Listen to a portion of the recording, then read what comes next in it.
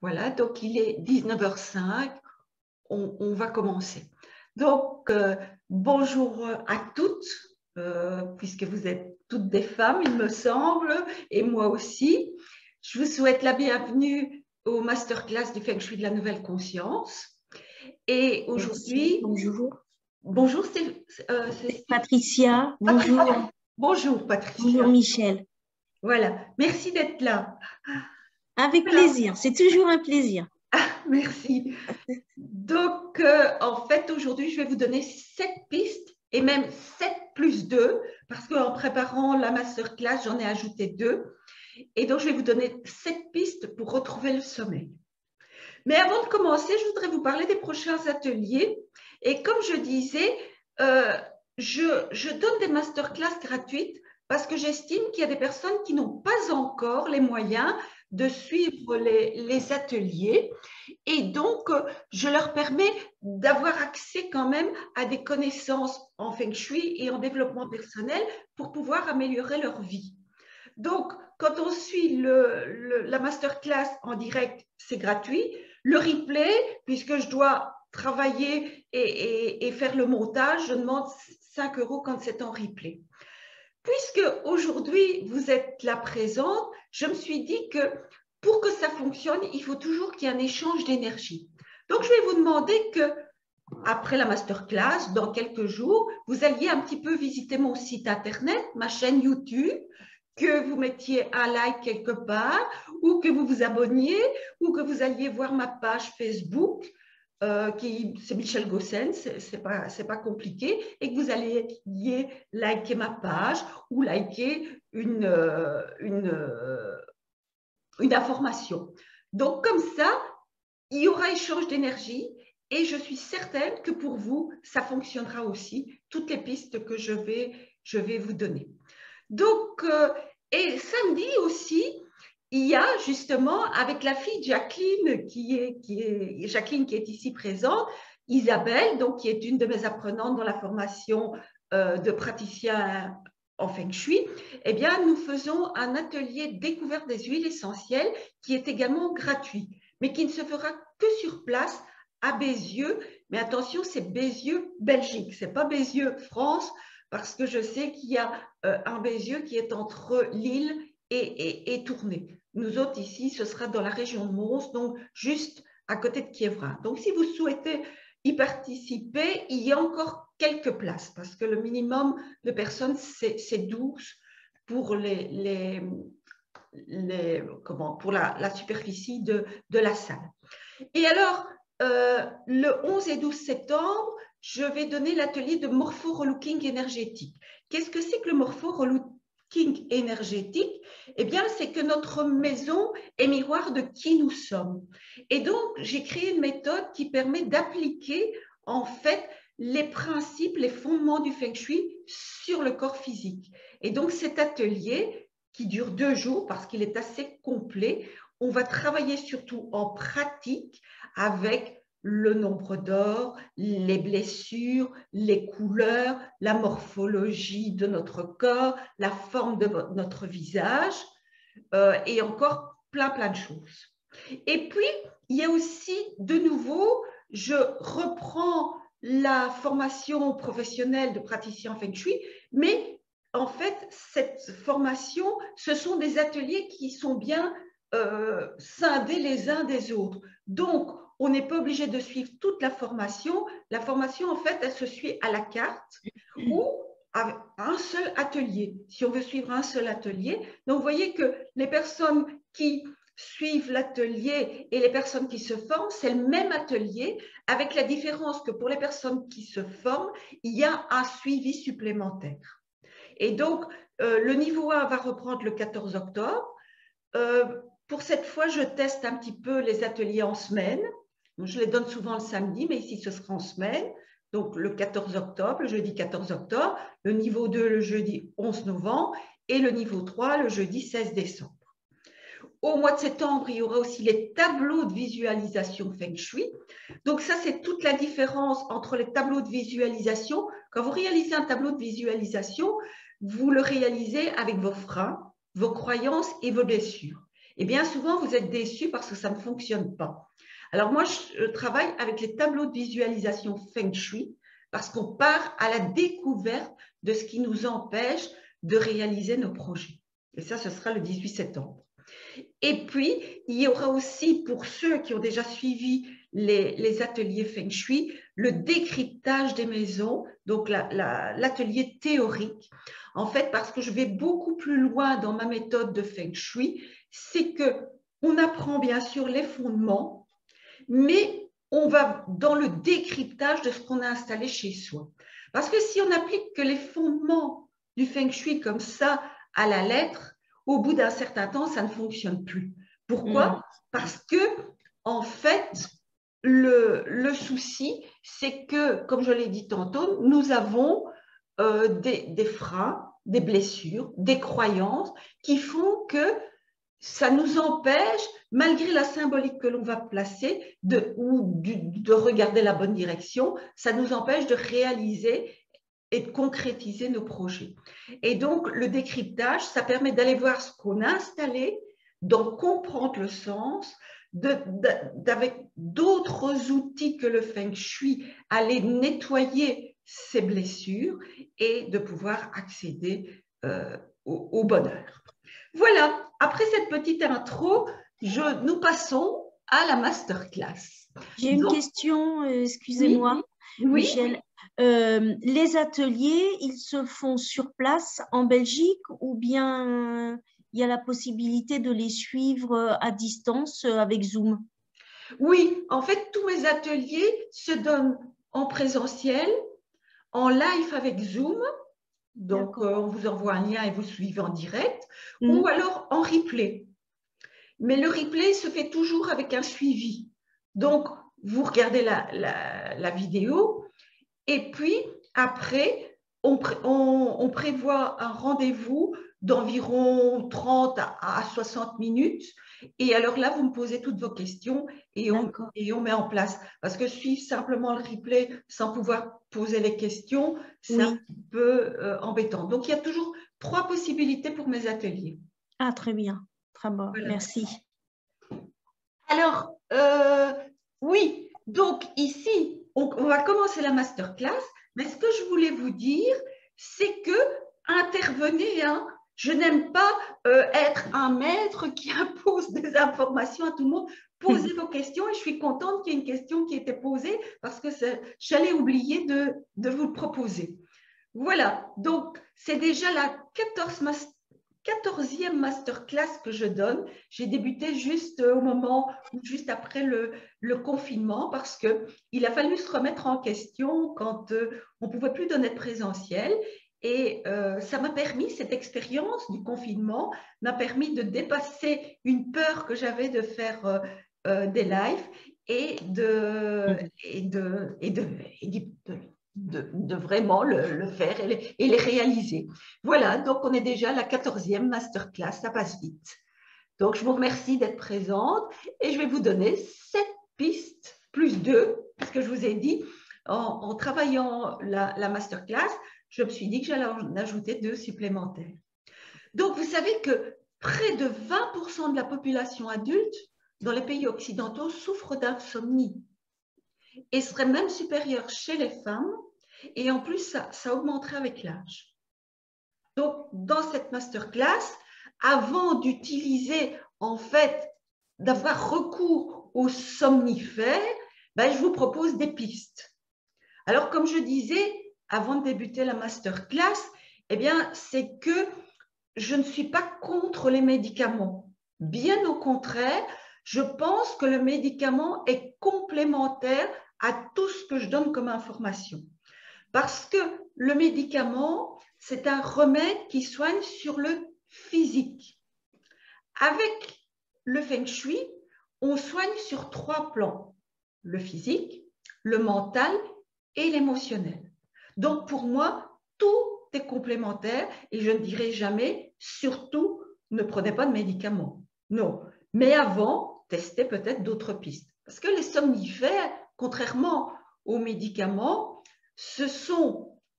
en fait, ils ne font pas dormir de manière naturelle.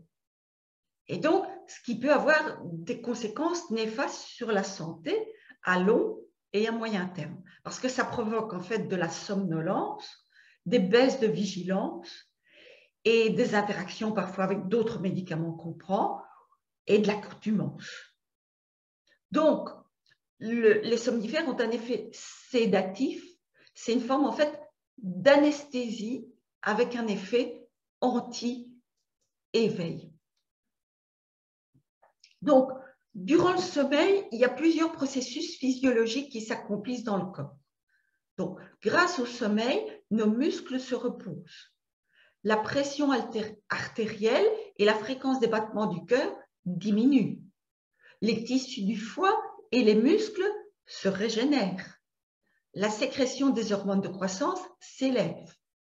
Le cerveau consolide toutes les connexions entre les cellules nerveuses, donc tous les neurones, la mémoire, et le cerveau élimine ses propres déchets. Donc, en cas d'insomnie, les médicaments ne devraient jamais être testés ou utilisés sans avoir justement testé toutes les pistes que je vais vous donner qui vont être à votre disposition. La première piste, en fait, c'est d'aller voir comment l'énergie circule dans votre chambre. Donc, pour les personnes qui ne connaissent pas encore le Feng Shui, on sait que tout est énergie, tout est animé d'une énergie. Nous, êtres humains, on ne peut pas rester une seule seconde sans énergie, sinon c'est la mort. Mais tous les objets qui nous entourent et notre maison sont animés d'une énergie. C'est un peu comme l'électricité, ça ne se voit pas, mais ça existe. On sait que les objets ont des électrons qui gravitent autour d'un noyau, donc il y a mouvement, donc il y a une production d'énergie. Et donc quand on dort, eh bien, entre la porte d'entrée de votre chambre et la fenêtre, si vous avez des fenêtres dans votre chambre, eh bien, l'énergie circule. Même si la porte est fermée et que les rideaux, ou si vous avez des volets, sont fermés. Donc, il y a une certaine circulation d'énergie. Et si votre lit se trouve en fait entre cette circulation d'énergie, ben, ça provoque une accélération et donc il y a des risques en fait de se réveiller pendant la nuit ou d'avoir des difficultés à s'endormir. Donc, ici sur les photos, sur la figure 1 à gauche, vous voyez un lit qui est bien positionné. Donc, vous voyez dans le bas la porte d'entrée et puis la fenêtre, et on voit que l'énergie circule, mais ne passe pas au niveau du lit, au niveau des occupants en fait du lit. Par contre, sur la figure 2, quand vous regardez le dessin qui est au-dessus, vous voyez que là, la porte et la fenêtre, eh bien, la circulation de l'énergie se fait en passant sur le lit. Donc, à ce moment-là, vous déplacez le lit sur le mur opposé et comme ça, vous n'êtes plus dans la circulation d'énergie. Est-ce que c'est clair pour vous? Oui. Oui? Et oui.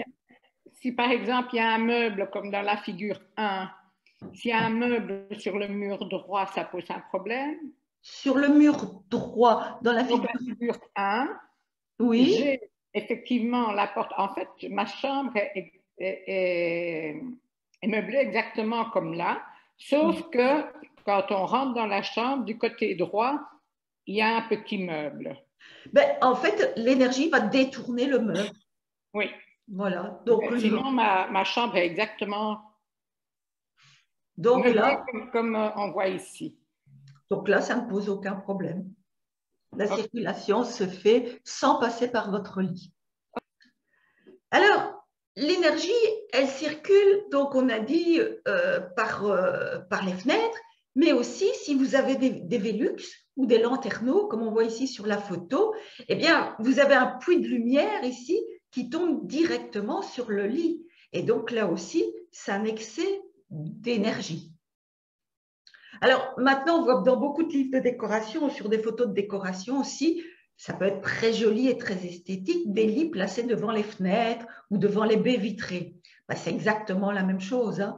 À ce moment-là, on est carrément sur la circulation d'énergie. Et si, comme ici, on met ce genre de lit, enfin qui n'est même pas un lit, qui est un sommier, il n'y a même pas de tête de lit, et vous mettez ça directement contre la fenêtre, ben, vous n'avez aucune protection. Donc, l'idéal, il y a beaucoup maintenant de chambres qui sont également mansardées, et donc bien souvent, je vois quand je vais faire des analyses où les lits sont disposés directement sous les Velux. Donc ça peut être une cause aussi d'insomnie. La deuxième piste, en fait, c'est la couleur des murs de la chambre. Donc, quelles couleurs sont vos murs? Il y a des couleurs. Moi, je dis que jamais une couleur n'est bonne ni mauvaise, mais il va y avoir des couleurs qui vont plutôt favoriser le sommeil, alors que d'autres ne le favoriseront pas. Alors, tout le monde n'est pas identique face au sommeil. Je peux vous dire que moi, je peux dormir n'importe où, et c'est familial parce que ma maman, c'était pareil. Je dors. Il peut y avoir une circulation d'énergie, une mauvaise couleur sur les murs. Quand je dors, je dors. Si je dois dormir dans une voiture, eh bien, je dors dans une voiture. Si je dois dormir donc, dans une tente, je dors dans une tente et je dors toujours bien. Donc, tout le monde n'est pas… Quelle chance! Oui, c'est vraiment une chance. Tout le monde n'est pas égal devant le sommeil. Donc ici, moi, je vous donne des pistes à tester, bien sûr, et à voir. Donc, la couleur des murs de la chambre, si vous utilisez des couleurs assez vives, ben, ça risque d'être assez agressif, surtout si vous avez par exemple le mur qui est contre votre tête de lit, qui est rouge, un rouge vif primaire, ben, c'est une couleur qui est assez puissante, et là, ça peut provoquer de la nervosité. Ça peut même provoquer des hausses de tension pour les personnes qui sont sujettes à une tension qui monte facilement. Donc, ce serait plutôt une couleur à éviter dans cet endroit. Ça ne veut pas dire que la couleur rouge est mauvaise. Moi, la couleur rouge, je la préfère dans des lieux de circulation. Circulation intense, par exemple, comme un couloir. Pour des personnes qui ont plus de difficultés à circuler, peindre un couloir en rouge, ça peut activer en fait la circulation. Les couleurs, donc le rose, c'est une couleur… Bon, vous savez qu'il y a aussi des nuances dans les couleurs, hein. Si on prend un rose fluo, bien sûr que c'est aussi vif que le rouge. Mais si vous prenez un rose pâle, le rose pâle, lui, va plutôt amener à la tendresse. Donc, ça calme beaucoup plus que la couleur rouge. C'est aussi le rappel du vécu dans le ventre de notre maman. Parce que quand nous sommes dans le ventre, dans l'utérus de notre maman, en fait, tout bébé, ce que nous voyons, c'est de la couleur rose. Donc, c'est le rappel du vécu maternel. C'est l'ouverture du cœur. Donc, c'est une couleur qui peut être douce. Alors, si on vit en couple, eh bien, c'est une couleur qui va amener de la tendresse dans le couple. La couleur blanche, c'est une couleur qui correspond à l'élément métal en feng shui, donc qui active le mental. Donc, une chambre qui serait toute blanche, avec un sol blanc, du linge de lit blanc et les murs blancs, eh bien, ça active le mental. Donc, quand on pense trop, on peut avoir des difficultés à s'endormir. Ah oui. L'orange, si on le voit dans une couleur vive, ben, comme le rouge, c'est une couleur qui est assez vive, assez agressive. Donc, et l'orange crée de l'instabilité. Alors, si vous êtes quelqu'un qui aime grignoter, je sais qu'il y a des gens qui grignotent au lit, ben, si vous mettez de l'orange, l'orange incite à manger beaucoup et à manger vite. Donc, c'est peut-être une couleur aussi à éviter pour ce souci-là. Le jaune, c'est une couleur, si elle est vive, bah, qui est quand même aussi agressive que, pas aussi, mais presque aussi agressive que le rouge et l'orange. Et c'est une couleur qui active aussi fortement le mental et qui fait parler. Donc, si elle est d'entouche très, très pâle, si vous êtes des personnes, si vous êtes en couple et vous êtes un couple qui ne communique pas beaucoup, ben alors un jaune très pâle, pardon, peut convenir. Mais si vous souffrez d'insomnie, bon, allez, il faut peser le pour et le contre. Le vert, ben, c'est une couleur qui rappelle la nature, hein, donc pas trop vive non plus, bien sûr, quand on choisit des nuances plutôt pâles, pourrait convenir aussi, puis ça incite au renouveau, ce qui peut être une bonne chose dans un couple déjà installé. Le bleu, ben ça c'est une couleur qui favorise l'introversion. Donc c'est une couleur qui est bonne pour bien se reposer, bien récupérer. Mais si vous êtes en couple et que vous êtes en couple qui ne communique pas, le bleu va inciter au manque de communication. Alors, il faut que ce soit un couple qui soit aussi bien installé, parce que le bleu donne de la profondeur, hein, et donc, dans un couple, un jeune couple, je ne proposerai pas de bleu. Le violet, le mauve, dans les couleurs pâles, peut être une bonne couleur, et même dans les couleurs foncées, donc plutôt tamas, eh bien, c'est une couleur qui peut être bonne pour favoriser le repos.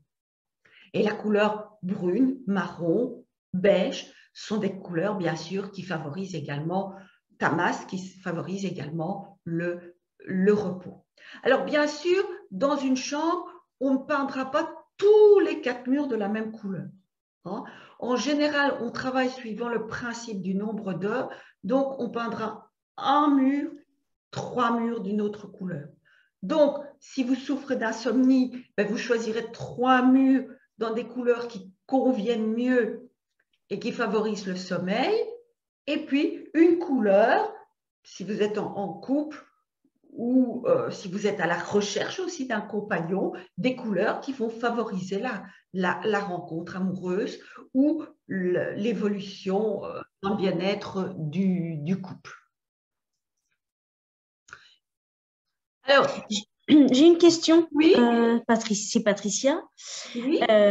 Quelle couleur on pourrait choisir quand on est dans une chambre où il y a de la fatigue et où la personne se sent un peu apathique?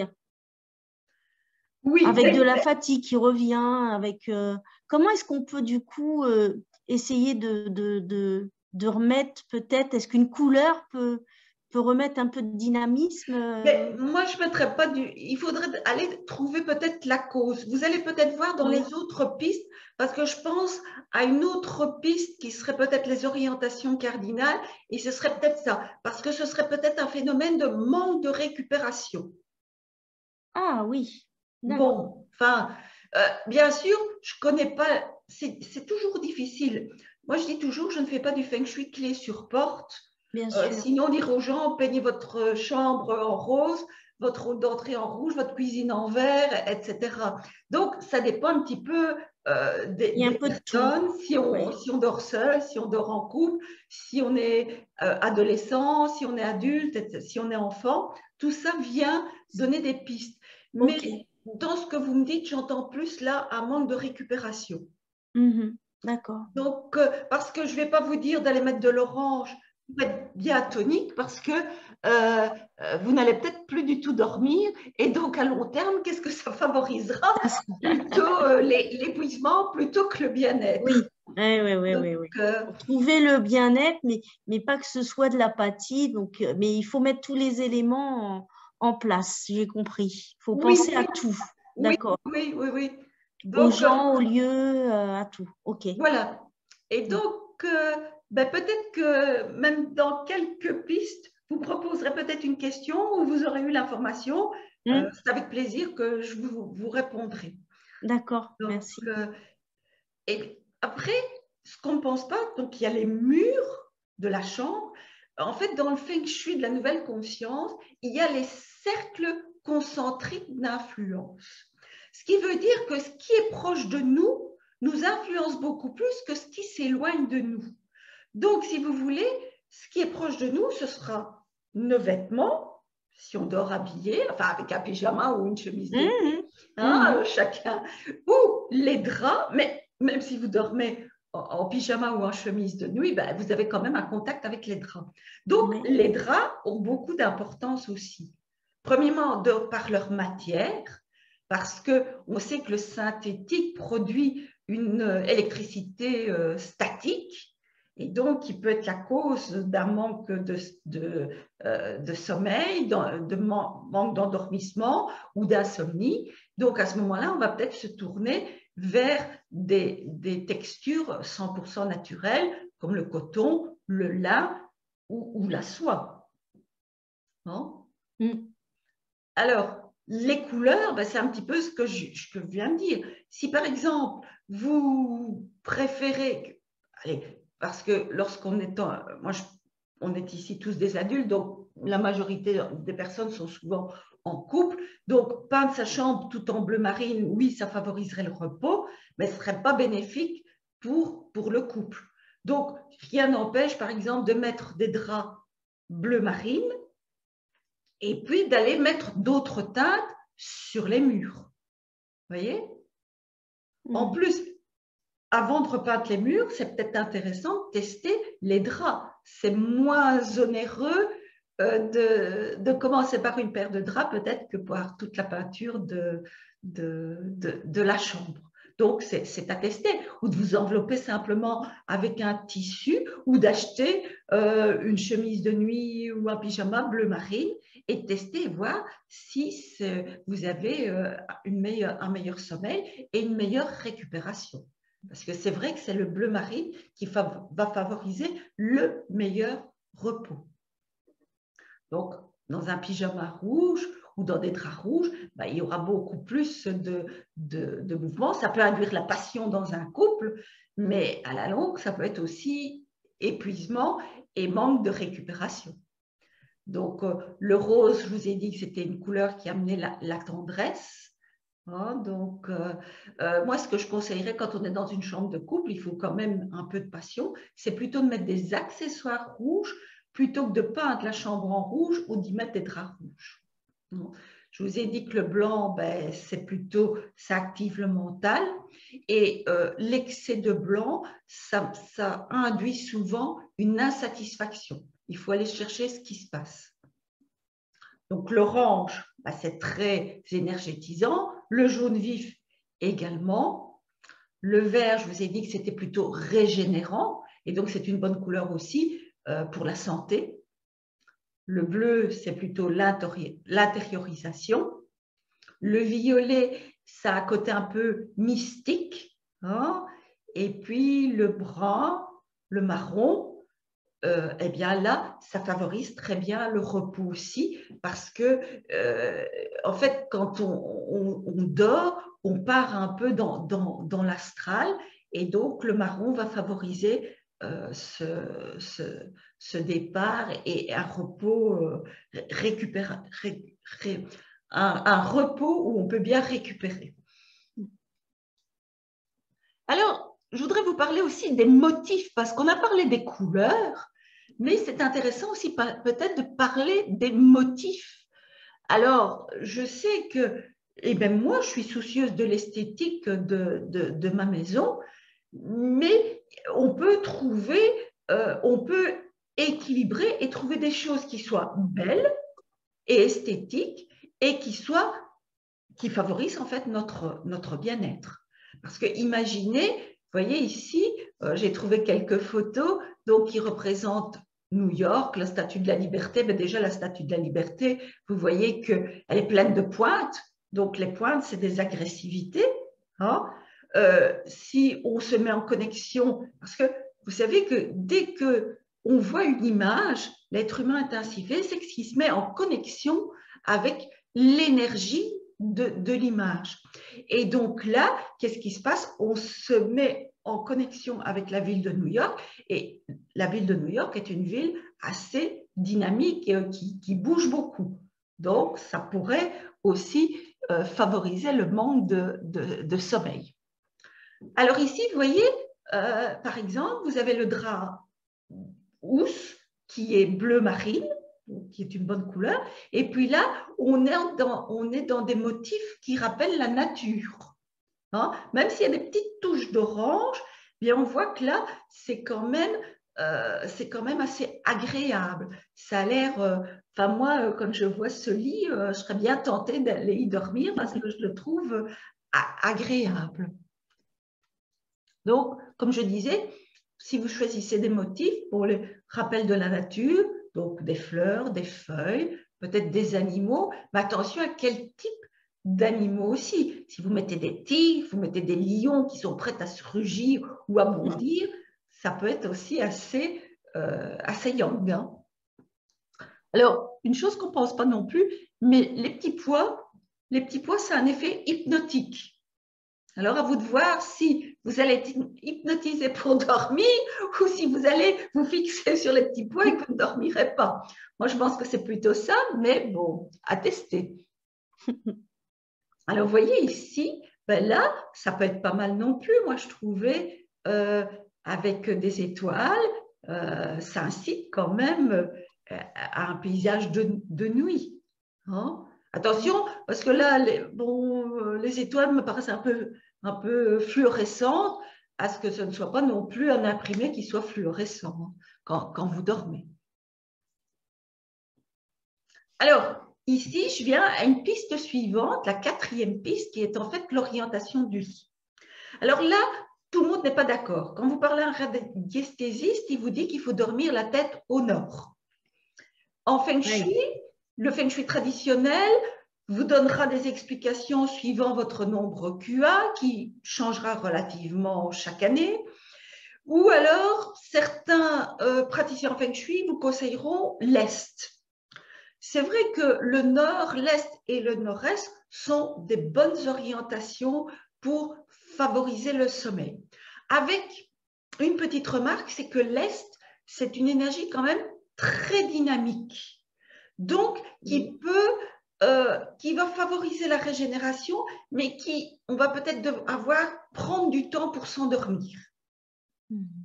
Voyez? Donc, comme je dis toujours, moi, en fait, je travaille avec l'Ayurveda, les doshas. Et donc, suivant le dosha de la personne, en général, je demande de tester certaines orientations cardinales. Parce que je vous parlais tantôt de ma maman, et je vais encore vous en parler. C'est une dame qui est en très bonne santé, qui a 92 ans, donc 92 ans, et qui a dormi pendant 50 ans la tête à l'ouest. On dit que l'ouest empêche la régénération. Et vous voyez qu'elle est en bonne santé. Donc, c'est toujours au cas par cas.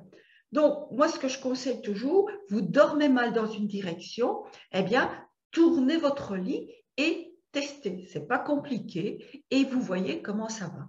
Parce qu'il y a des personnes qui peuvent très bien dormir à l'ouest ou au sud-ouest, et alors que c'est plutôt le nord et l'est qui sont en général préconisés. Donc, à tester. Alors, il faut se dire une chose aussi, si on vous dit de mettre votre lit, la tête au nord, mais que vous avez un radiateur qui est contre le mur, et que vous mettez votre lit contre ce radiateur, moi j'ai testé parce que je me suis amusée un peu à tester toutes les orientations parce que, bon, j'aime bien parler en connaissance de cause, et je m'étais amusée à mettre le lit contre le radiateur. Ben, dans un radiateur, il y a une circulation d'eau. Et donc là, je vous assure que le lendemain, on a directement changé le lit parce que, en fait, ça provoque des cauchemars. Si vous avez, et on va le voir un petit peu plus loin, la tête contre un lavabo de salle de bain, donc quand le mur de la salle de bain touche le mur de votre chambre, eh bien, il vaut mieux pas du tout dormir la tête au nord. Hein. Il vaut mieux choisir une autre direction. Alors, si vous ne pouvez pas faire autrement et dormir la tête à l'ouest ou au sud-ouest, ce qu'il y a de bien, c'est de décaler d'une dizaine de centimètres, en fait, la tête du lit du mur de la chambre. Parce qu'à ce moment-là, vous vous déconnectez plus de l'orientation cardinale. Est-ce que c'est clair jusqu'ici? Oui. Décoller la tête de lit du mur. C'est-à-dire que le mur, il ne doit pas être collé au lit.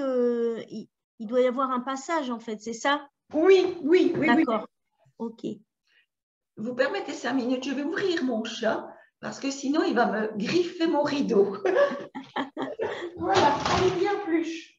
Voilà, vas-y, allez.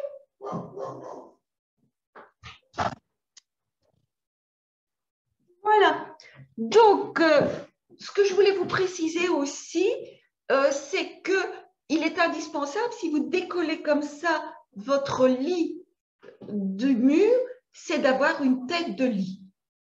C'est indispensable, même si vous avez, même préférable si vous avez, même si votre lit est collé au mur, parce que c'est une protection. C'est ce qu'on appelle en Feng Shui la tortue. Donc, nous avons besoin d'avoir notre tête qui est protégée, en fait, quand on dort. Donc, si vous n'avez pas de tête de lit, ça pourrait être aussi une des causes. Donc, c'est un manque de protection. Eh bien, trouvez un système. Il existe maintenant, on voit parfois dans la décoration, on met une petite tringle de rideau et on peut suspendre, par exemple, des gros coussins ou construisez une tête de lit avec, par exemple, quatre bois qui sont fixés et recouverts, par exemple, d'un tissu qui serait plutôt foncé, donc comme marron. Et donc, vous auriez comme ça une protection. Alors, comme je vous disais juste avant, à la 4e piste, où est votre tête contre quel type de mur? Donc, si vous avez votre salle de bain qui est collée, et je sais que maintenant, il y a quand même aussi, il y a toujours des phénomènes de mode hein, où les salles de bain font quelquefois même partie intégrante de la chambre. Eh bien, si vous avez un lavabo, une douche ou une baignoire de l'autre côté du mur et que votre tête est connectée, en fait, contre ce mur, eh bien, vous êtes connecté à tout ce qui est égout, évacuation. Et donc, là, il y a risque aussi de cauchemar. Même chose si vous avez la tête contre une cheminée. C'est un vide dans le mur et donc, ce n'est pas bon non plus. Ça provoque de l'insomnie. Alors, à vérifier aussi si votre maison est proche, par exemple, d'une antenne GSM, d'une cabine électrique. Moi, j'avais le cas d'une dame qui ne dormait jamais, qui me téléphone simplement pour un renseignement, puis je parle un peu avec elle et elle me dit que collée à sa maison, il y a une cabine électrique.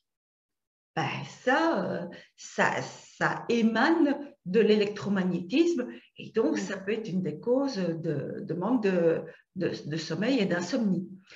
Une chose aussi, ce que j'ai rencontré chez des personnes chez qui j'avais fait une expertise, des panneaux photovoltaïques sur la toiture. Et donc, à côté de la chambre, il y avait une pièce où il y avait tous ces fameux accumulateurs. Et donc, là, ça a été même grave, ça a été même jusqu'à une crise cardiaque du monsieur. Parce que tout ça, ça émane. L'idéal, quand on veut mettre des panneaux photovoltaïques, c'est de les mettre le plus loin possible des pièces de vie et surtout des pièces où on dort. Pourquoi? Parce que quand on dort, on est en position totalement yin et donc on est totalement réceptif. Alors que quand on est dans sa salle à manger, dans son bureau, on est plutôt dans une activité yang et donc on se défend mieux que quand on dort. Donc là, moi, j'ai des appareils pour détecter les nocivités électromagnétiques et électriques, mais je ne suis pas géobiologue. Je dis chacun son métier. Et donc là, c'est de faire appel à quelqu'un qui peut vous mettre par exemple des antennes ou un système justement pour protéger votre chambre. Il existe aussi des peintures spéciales que vous pouvez mettre sous votre peinture et donc qui freinent en fait les nocivités électromagnétiques, électriques, antennes GSM, pylônes, etc. Ou alors des personnes qui sont vraiment même sensibles au Wi-Fi, qui à ce moment-là, il existe aussi une sorte, je vais dire, de lit à baldaquin, donc de rideaux, de tentures que vous pouvez mettre pour vous protéger et aussi vous pouvez glisser sous le matelas. Mais en fait, ça ne fait pas partie de mon expérience en Feng Shui, mais je vous le signale quand même. Alors, là aussi, de nouveau, qu'est-ce que vous avez autour du lit? Un réveil électrique, eh bien, ça émane un champ électromagnétique. Préférez par exemple le réveil à pile ou le bon vieux réveil à remonter. Des lampes de chevet, vous savez, il y a eu une période, moins peut-être maintenant, où on avait des lampes de chevet, mais avec des transformateurs. Ben, c'est surtout le transformateur qui émane. Moi, j'étais allée aussi chez une dame où j'avais détecté une nocivité électrique dans la chambre. Et pourtant, c'était une maison qui venait d'être construite. Et en fait, le problème venait d'un fil électrique qui n'était pas bien blindé, donc un défaut dans un fil électrique, en fait, qui passait au milieu du plafond dans la pièce sous la chambre. Et donc là, ben, il y a des possibilités aussi. Là encore, je ne suis pas une spécialiste, mais chez moi, j'en ai mis un. C'est un biorupteur. Donc, qui en fait, quand vous coupez l'électricité de votre chambre, juste quand vous vous endormez, eh bien, qui coupe toute l'électricité tout autour de dans votre chambre ou même dans la maison. Ça dépend un petit peu comment est fait votre installation électrique. Et donc, qui laisse quelques milliampères, vraiment minimum, qui ne sont pas nocifs, pour pouvoir, dès que vous réappuyez sur l'interrupteur, relancer l'électricité dans le circuit. Là, vous pouvez me demander, d'ailleurs, c'est une société belge qui a mis ça au point. Et puis aussi, ce qu'il faut observer dans votre chambre, ce sont les symboliques que vous avez installées. Moi, un jour, j'ai un monsieur qui m'a raconté que il est issu d'une famille de très grands croyants. Et donc, quand il était petit et quand il était adolescent, sa maman avait mis dans sa chambre la représentation d'un saint. Je ne saurais plus vous dire le nom qu'il m'avait donné, mais il me racontait que chaque fois qu'il allait dormir, rien qu'à voir la représentation de ce saint, ça lui faisait peur et il était terrorisé. Alors, même à l'âge adulte, il y a des symboliques à ne pas installer dans une chambre. Tout ce qui est symbolique de mort, bien, c'est à éviter. Des représentations tristes et j'en passe. Tout ça peut nous connecter à des peurs. Hein. Voilà, c'était la 6e piste. Passons à la 7e. Ce sont les poutres dans la chambre. En fait, il y a plusieurs centaines d'années, qui dormait dans les combles, c'était les domestiques. Tout simplement parce que les maîtres de maison choisissaient, bien sûr, pour eux, les meilleures chambres. Avec l'évolution de la société, ben, on construit des maisons de plus en plus petites, par un souci aussi d'économie d'énergie, et donc on aménage de plus en plus les combles des maisons. Et donc on trouve ça très joli, et c'est vrai, c'est très joli et très esthétique, les poutres dans les chambres, mais ce sont des chi coupants, donc qui vous envoient une nocivité, en fait, dans votre direction si vous dormez sous une poutre. Donc, tout ce qui est angle pointu, donc aigu ou angle droit, donc amène, on appelle ça en Feng Shui, un chi coupant, donc une agressivité. Parce que nous n'avons pas qu'un corps physique, en fait, nous sommes emboîtés, nous avons, enfin, s'emboîtent autour de nous tous des corps énergétiques. Et donc, ces corps énergétiques, ils font partie de nous. Hein? Et donc, ils émanent et ils sont beaux. Ils peuvent aller même parfois jusqu'à 7 mètres de distance par rapport à notre corps physique. Et donc, nous émanons. Et donc, il peut y avoir ces petits coupants qui agressent en fait nos différents corps et puis qui vient sur notre corps physique. Parce que je vais vous raconter quelque chose. En fait, il y avait une personne qui avait fait une demande pour une expertise Feng Shui. Et donc, lorsqu'elle téléphone, on s'imagine que c'est un monsieur qui téléphone pour demander l'analyse de son lieu de vie.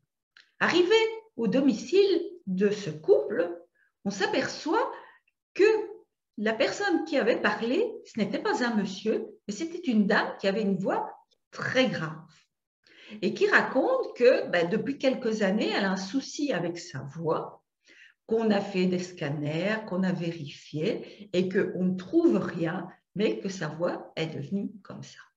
Et en visitant sa chambre, ce n'est pas une chambre qui est dans les combles, mais c'est une chambre qui est un peu dans une alcôve, si vous voulez. Donc, il y a un encadrement agressif, en fait, une pointe qui arrive juste au niveau, dans le lit, du cou des personnes. Donc, vous voyez, son mari, lui, n'avait aucun souci, peut-être pas réceptif. Vous voyez qu'on est tous différents et qu'on réagit tous différemment. Et cette dame, elle, avait attrapé une voix grave. Donc, l'agressivité s'était d'abord installée sur les différents corps énergétiques et puis elle arrive dans le corps physique. Après protection, pour tester il y a toujours moyen de protéger par un drap, un tissu, cette nocivité, eh bien, au bout de quelques temps, la dame a récupéré sa voix normale. Donc, pour les poutres, c'est la même chose.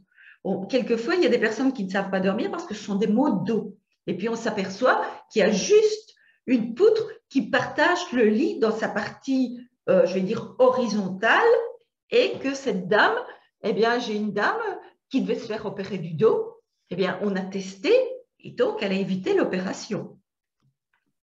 Alors, dans l'autre sens, dans la verticalité, j'étais allée chez un monsieur qui est en instance de divorce, eh bien, le lit était planté, il y avait juste une poutre qui divisait le lit en 2 parties. Alors, ne me faites pas dire ce que je ne vais pas dire, que c'est la poutre qui a provoqué la séparation du couple. Non, moi je travaille plutôt en décryptage. Pourquoi le lit a-t-il été installé justement là? Qu'est-ce qu'il y avait comme souci dans le couple? Donc, à éviter les poutres, de voir comment, si on dort dans une chambre avec des combles, comment on peut passer le lit. Donc, vous voyez ici sur la photo que d'après, je ne connais pas, c'est une photo que j'ai trouvée sur Internet, donc je n'ai pas vraiment de profondeur par rapport à cette photo, mais on dirait qu'en fait, cette poutre partage le lit en 2. Et vous voyez que le lit est décalé du mur, vu la hauteur. Dans un sens, ça peut être bon parce qu'il vaut mieux éviter de dormir dans le côté le plus bas. Mais qu'est-ce qu'on voit? C'est que juste au-dessus, comme je vous ai dit, bien souvent, il y a un Vélux. Oui. Et donc, ce puits de lumière est trop d'énergie qui arrive sur le lit. Alors, si on se disait, on va déplacer le lit et on va plutôt le mettre sur le mur perpendiculaire, juste en face, parce que là, ce serait peut-être mieux, parce qu'on a une grande hauteur, parce que notre chakra coronal doit avoir de l'espace, en fait. Bien là, on se retrouvait avec la problématique qu'on serait avec le lit contre la fenêtre. Donc, à voir aussi, peut-être que sur le mur parallèle au mur avec la fenêtre, peut-être qu'éventuellement, on pourrait le placer. Je ne connais pas cette pièce, donc il faudrait, pour bien faire, déplacer le lit, parce que ça ne m'étonnerait pas que les gens me disent qu'il y a, par exemple, la dame peut me sortir quand je vais dans une expertise. Tiens, mon mari ne me comprend pas, il n'y a plus moyen d'avoir une conversation avec lui. Ben, ça, ce sont des pistes qui peuvent me dire ben, qu'est-ce qui se passe dans la chambre. Est-ce que c'est clair jusqu'ici? Est-ce que vous avez déjà un petit peu des pistes pour vous? Oui. Oui? Oui. Alors, la huitième piste, une piste supplémentaire, c'est aussi le désordre. En fait, le désordre nous connecte. En fait, nous avons des liens qui nous relient à chaque objet que nous possédons, des liens énergétiques. Et donc, quand nous avons trop d'objets ou trop de choses dans une pièce, eh bien, imaginez-vous, tous les fils, en fait, ils s'entremêlent. Et donc, comment voulez-vous vous endormir quand vous êtes avec plein de fils comme ça, connectés dans la tête? Donc, et puis peut-être aussi une certaine culpabilité de dire « Ah, j'ai pas eu le temps de ranger. Oh, ça, c'est pas fait. » Et donc, de nouveau, vous partez dans le mental. Et bien souvent, quand on a du mal de s'endormir, c'est quand on est assez bien dans le mental. Et la 9e piste, donc 7 plus 2, qu'est-ce que vous avez installé dans votre bureau? Est-ce que vous avez, dans votre chambre, est-ce que vous avez un bureau qui vous connecte à ce moment-là au travail? Est-ce que vous avez votre machine à coudre? Est-ce que vous avez vos appareils de gym? Donc tout ça vous connecte à des activités qui sont assez yang, qui bougent, qui sont assez dynamiques. Comment voulez-vous que ça favorise l'endormissement? Est-ce que, oui? Est-ce que vous avez vos facturiers avec toutes vos factures à payer en dessous du lit, sur votre table de chevet? Eh bien, vous vous connectez peut-être à un manque d'abondance ou à « je dois encore payer ça ». De nouveau, vous partez dans le mental. Est-ce que vous avez des armes dans la chambre? Moi, j'ai fait une analyse où le monsieur avait une collection d'armes dans la chambre. Alors, les gens trouvent toujours des réponses. Ça, c'est le mental qui donne une réponse. Après, il faut aller voir ce qui se passe derrière. Et donc, le monsieur me dit, oui, mais c'est parce que la fille de ma compagne est encore petite. Si les armes sont dans la chambre, ben, je suis rassurée parce que, en fait, je sais qu'elle n'y touchera pas, pendant qu'elle n'est pas sous notre surveillance. Et vous savez ce qui s'est passé?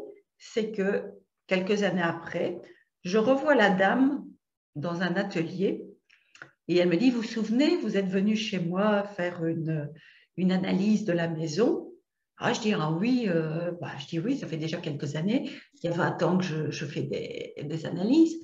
Et alors, elle me dit, mais vous savez, je n'ai pas su rester avec mon compagnon. Ah bon? Oui, c'était quelqu'un de violent. Donc, les armes dans la chambre amènent de la violence dans le couple.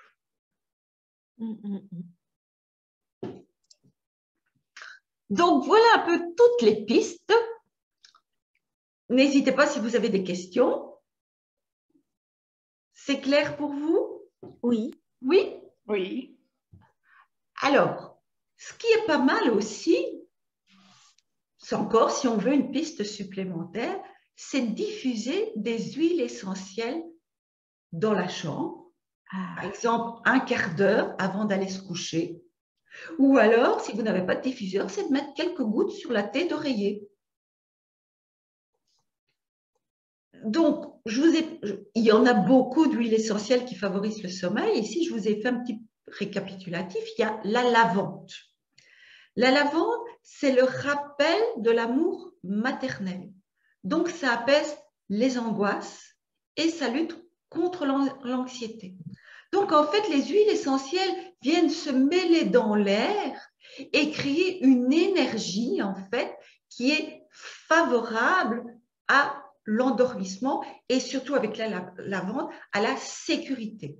Donc, si c'est un manque de sécurité, le fait que vous souffrez d'insomnie, par exemple, on peut avoir des peurs dans la chambre, ou un enfant, hein, si ce sont de tout petits enfants, surtout, vous diffusez avant qu'il aille dormir et vous ne diffusez pas pendant le sommeil de l'enfant. Parce que les petits enfants, en dessous de 6 ans, attention quand on utilise des huiles essentielles. Alors, le petit grain, bigarade, donc lui, il réduit les tensions et l'agitation mentale. Donc, si vous êtes plutôt, que vous pensez beaucoup avant de vous endormir, vous êtes dans le mental, eh bien, alors, préférez le petit grain bigarade ou l'orange sauvage, par exemple. La marjolaine, elle, soulage le stress et l'anxiété. La camomille romaine favorise la relaxation et lutte contre la nervosité. La mélisse apaise le stress et l'agitation mentale. Et puis, il y a une synergie, en fait, qui s'appelle Serenity, qui est un mélange de lavande, de bois de cèdre, de bois d'eau, d'ylang-ylang, de marjolaine, de camomille romaine, de vétiver, de vanille et de bois de santal, qui favorise également l'endormissement. Donc, à mettre soit en diffusion sur la tête d'oreiller, ou alors, vous pouvez aussi dans le bain. Alors, quelle est la différence entre un bain et une douche? Une douche, vous êtes en position verticale. Hein? Donc, c'est plutôt dynamique une douche. Donc, la douche, c'est plutôt à prendre le matin. Par contre, le bain, vous êtes dans une position plutôt yin, horizontale.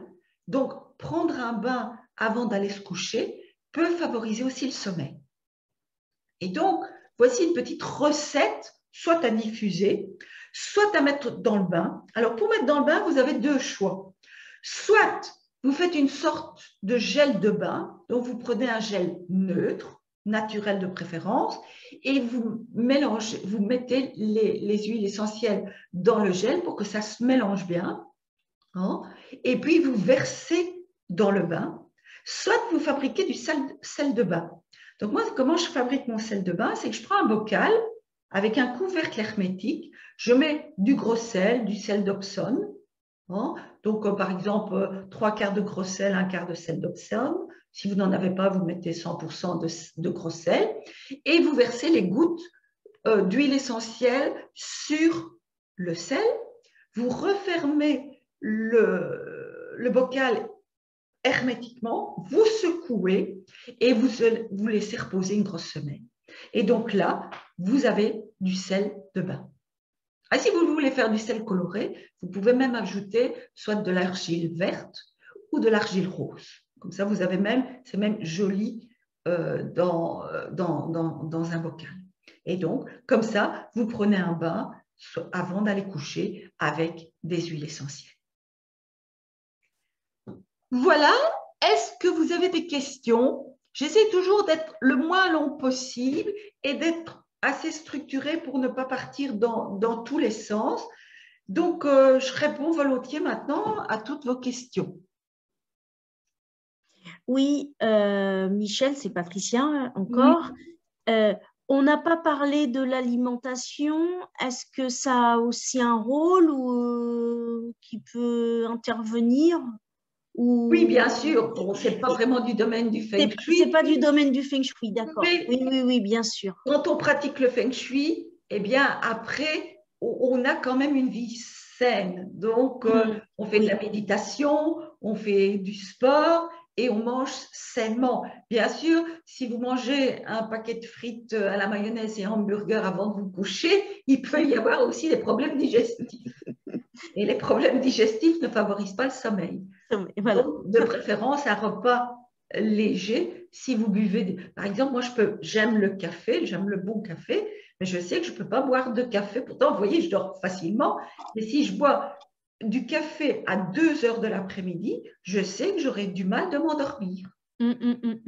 Voilà. Donc, ça, bien sûr, la nourriture est aussi indispensable, quoi. Ouais. Ça fait partie d'un tout. Moi, je vous ai donné quelques pistes, je vous en ai donné 9, mais je pense que c'est vrai qu'on pourra encore bien en ajouter. Hein. Vous aviez peut-être une recette, non? Non, pas particulièrement. C'était... Non, non, non. Non, non, je n'ai pas de recette particulière. Mais après, je pense que ce qui est bon aussi à faire, on parlait du bain. Vous parliez du bain tout à l'heure, mais Oui. une tisane, une bonne tisane aussi avec des huiles essentielles, des bons produits, ça peut aussi apaiser, ça peut mettre aussi en condition. Oui, tout à Lâcher fait. le mental pour que le mental lâche un peu aussi quand c'est nécessaire, quoi. Ben oui. Voilà. Les huiles essentielles, quand elles sont, et certaines huiles essentielles, bien sûr, on ne peut pas avaler toutes les huiles essentielles, Oui, mais oui. quand elles sont de qualité, c'est ça aussi, il faut être vigilant, et de belle qualité vibratoire également, eh bien, on peut les boire, les ajouter dans une tisane. Mais tout ce qui est à avaler, je préfère, bon, parce que vous savez que les huiles essentielles sont en vente libre. Et les industries, en fait, j'ai eu un retour d'une pharmacienne qui m'a dit que ça arrangeait bien l'industrie pharmaceutique qu'elle soit en vente libre. Tout simplement parce que lorsqu'il se passe un accident, eh bien, ça incite les gens à ne plus les utiliser. Et donc, l'industrie pharmaceutique, c'est vraiment une industrie qui gagne beaucoup d'argent. Et donc, leur intérêt, c'est qu'on n'utilise pas les huiles essentielles. Donc, c'est pour ça que je préconise toujours et la diffusion ou l'usage topique ou dans un bain. Voilà. Mais quand elles sont bien diluées, moi, par exemple, vous voyez que je bois de l'eau, mais dans ma bouteille d'eau, dans 1 litre d'eau, j'ai 2 gouttes de thym. Au début, j'avais du mal de boire, mais c'est bon. Et 3 gouttes de citron, huile essentielle de citron. Donc, ça ne pose pas de problème le soir de prendre des huiles essentielles de citron? Non, pas du tout. Je vous ai dit, moi, j'ai quand même un bon sommeil. Oui. Et donc, comme je dois être vigilante par rapport à la cystite, je bois quand même beaucoup d'eau avec du citron. En plus, comme je ne bois pas suffisamment, je n'aime pas l'eau parce que ça n'a pas de goût. Donc, quand c'est additionné, soit de citron, de mandarine, d'orange, je la bois plus volontiers. Voilà. Est-ce qu'il y a des questions? Non, pas pour le moment. Non, mais n'hésitez pas hein, si vous avez des questions, parce que pour le moment, vous avez reçu la masse d'informations, vous allez peut-être le décanter, soit vous m'envoyez un petit message, et puis si vous préférez m'avoir oralement, je vais dire, on peut se programmer un petit rendez-vous, et je vous envoie un lien Zoom, et on se parle si vous avez encore des questions. La prochaine masterclass, elle aura lieu c'est toujours le 4e mardi du mois en fait, à 19 h, et ce sera le mardi 28 septembre. Et là, je vous parlerai de votre chambre d'enfant. Pourquoi est-ce que votre chambre d'enfant influence-t-elle votre vie d'aujourd'hui? Je vous donnerai quelques pistes pour découvrir comment nous sommes toujours, même à l'âge adulte, connectés à notre enfance et à notre chambre. Très bien. Oui, ça c'est intéressant aussi. Oui. Oui, j'essaie de prendre un peu d'essayer d'être le plus large possible et de pouvoir intéresser certaines personnes à certains moments, d'autres sujets à d'autres moments. N'hésitez pas, hein, si vous avez aussi, parce que moi parfois j'épuise aussi hein, les sujets parce que 14, ça fait déjà beaucoup. Donc, si vous avez des idées de masterclass, moi, je suis tout à fait réceptive à vos suggestions et je suis prête à les préparer parce que moi, en fait, j'amuse mon petit enfant intérieur quand je prépare tout ça. J'adore. J'adore et donc, ça me fait un grand plaisir de pouvoir partager avec vous chaque quatrième mardi du mois. Et donc, c'est avec plaisir, si vous avez d'autres sujets, de me les soumettre. Donc, pensez, pour qu'il y ait échange d'énergie, allez voir ma chaîne YouTube. Vous verrez qu'il y a plein de vidéos. Il y a même aussi des conférences qui sont enregistrées. N'hésitez pas à mettre un pouce ou bien à vous abonner. Pour le moment, bon, j'ai eu beaucoup de préparation, donc il y a eu un peu moins de vidéos ces derniers temps. Mais je vais vous mettre.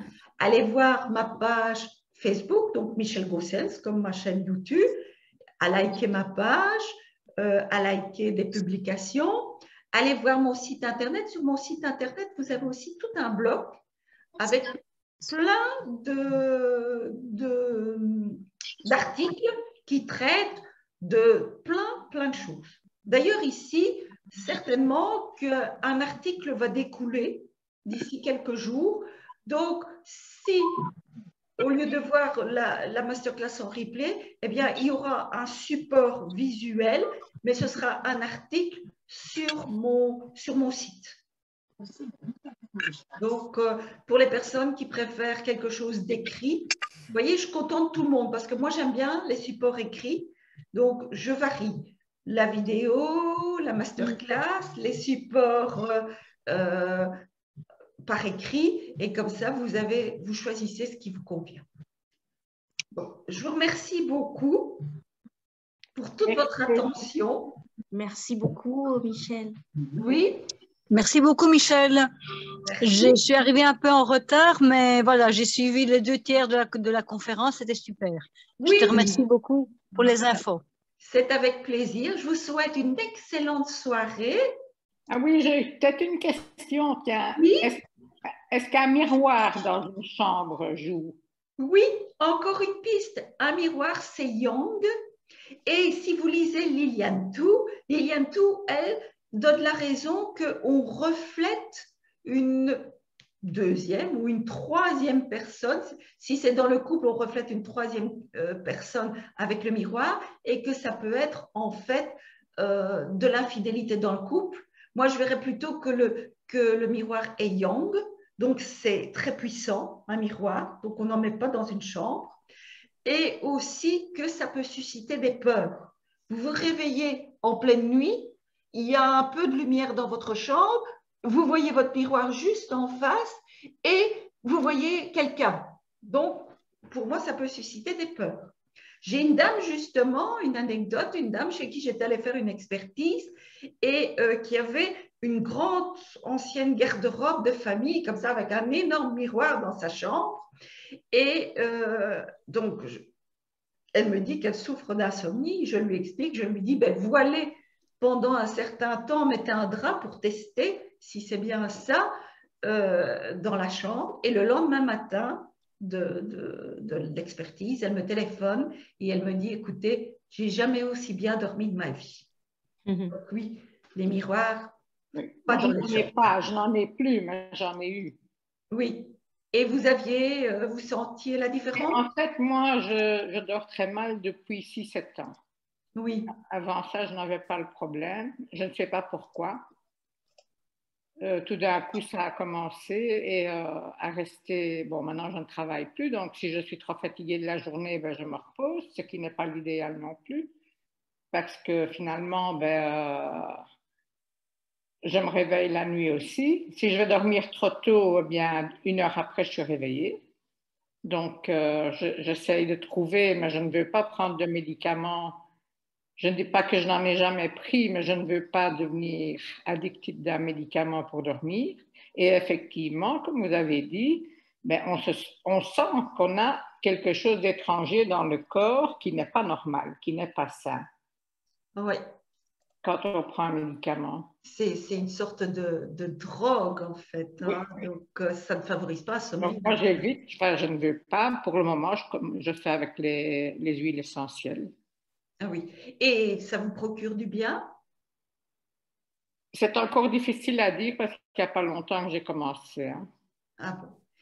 Et est-ce que les pistes que j'ai données, vous pourriez les tester? Est-ce qu'il y a quelque chose qui a fait un peu tilt Mais bon, je dis, oui, j'ai bien un ordinateur dans ma chambre, mais il n'est pas allumé pendant la nuit de toute façon.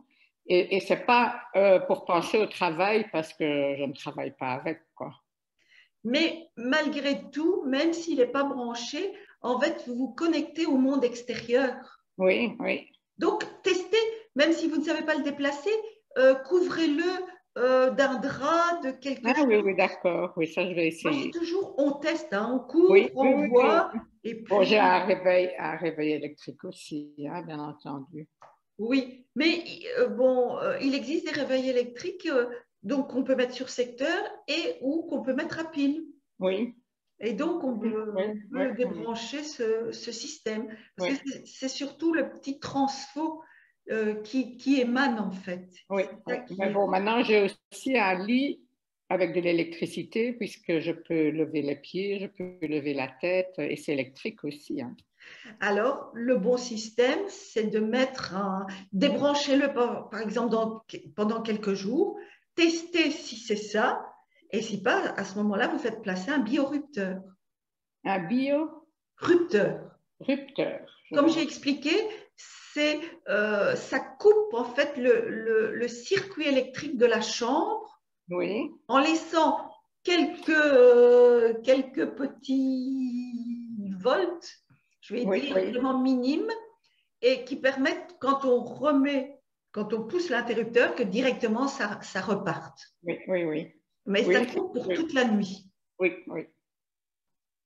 Donc ça peut être un test aussi. Oui. Testez, tenez-moi au courant. Ça me fait toujours plaisir d'avoir des nouvelles. Parce que quand ça ne va pas, bien souvent, on a des nouvelles. Mais quand ça va bien, bon, parfois... Vous en aurez parce qu'Isabelle vous le dira. Oui. Vous avez pas mal de contacts avec Isabelle, non? Oui, parce que, bon, comme c'est mon apprenante, ça va devenir une future praticienne en Feng Shui, on se voit quand même régulièrement. Souvent. Mais oui, voilà. Et puisque pour l'instant, nous faisons aussi des ateliers sur les huiles essentielles, donc on se rencontre beaucoup. On ne se connaissait pas, on ne se connaît que depuis le mois de janvier, mais maintenant, on se voit beaucoup. Voilà. Isabelle est une personne charmante et très agréable. Et donc, c'est agréable de faire ces ateliers avec elle. Oui. Donc, OK. Voilà. Merci beaucoup. Plus grand merci. Non, pas pour le moment. Plus personne? C'est avec plaisir. Non. Donc, voilà. Merci beaucoup, Michel. Bonne soirée. Voilà. Merci. Au revoir, Michel. Bonne soirée. Merci beaucoup, Michel. Merci à tous. Bonne soirée. À bientôt. À bientôt. Au revoir.